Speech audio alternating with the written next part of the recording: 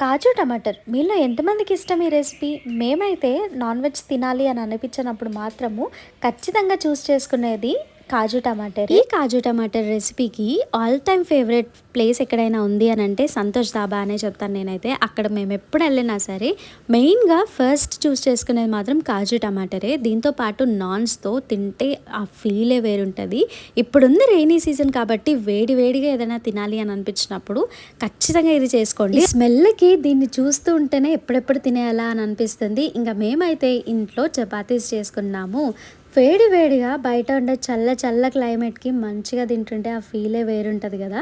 మా ఇంట్లో కాజు టమాటా రెసిపీ అయితే ఇది సెకండ్ టైం మేము ప్రిపేర్ చేయడం. ఫస్ట్ నేను ప్రిపేర్ చేశాను, ఇంకా మస్తుందని చెప్పేసి ఈసారి ప్రవీణ్ ట్రై చేస్తా అని చెప్పి అన్నారు. తను చేశాడు, చాలా టేస్టీగా ఉంటుంది అని అనిపిస్తుంది నాకైతే. ముచ్చట్లన్నీ పక్కకు పెట్టేస్తే ఫస్ట్ ఆకలి వేస్తుంది, తినేద్దాము. ఇంకా చపాతీస్ కూడా రెడీ అయిపోయాయి కదా. మనకి హెల్త్ బాగాలేనప్పుడు మన ఇంట్లో వాళ్ళు మన కోసం ఏది కుక్ చేసి పెట్టినా కూడా ఆ ప్రేమతో మంచిగా తినాలి అని అనిపిస్తుంది కదా. సో మనకి హెల్త్ మంచిగా లేనప్పుడు మన అనే వాళ్ళు ఎవరు, బయట వాళ్ళు ఎవరు అనేది బాగా తెలుస్తుంది.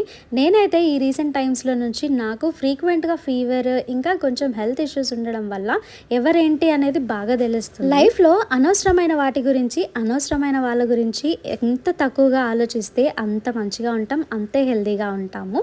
సో అనవసరమైన వాటి అన్ని గురించి ఆలోచించి హెల్త్ మాత్రం అస్సలు ఖరాబ్ చేసుకోకండి. వామ్మో, ఇవన్నీ నేను కంప్లీట్ చేసేసరికి ఖచ్చితంగా 2 వీక్సే పట్టేలా ఉంది. కానీ హెల్త్ బాగుండాలంటే ఇంకా ఫ్రూట్స్ తినక తప్పదు. మీరేమంటారు?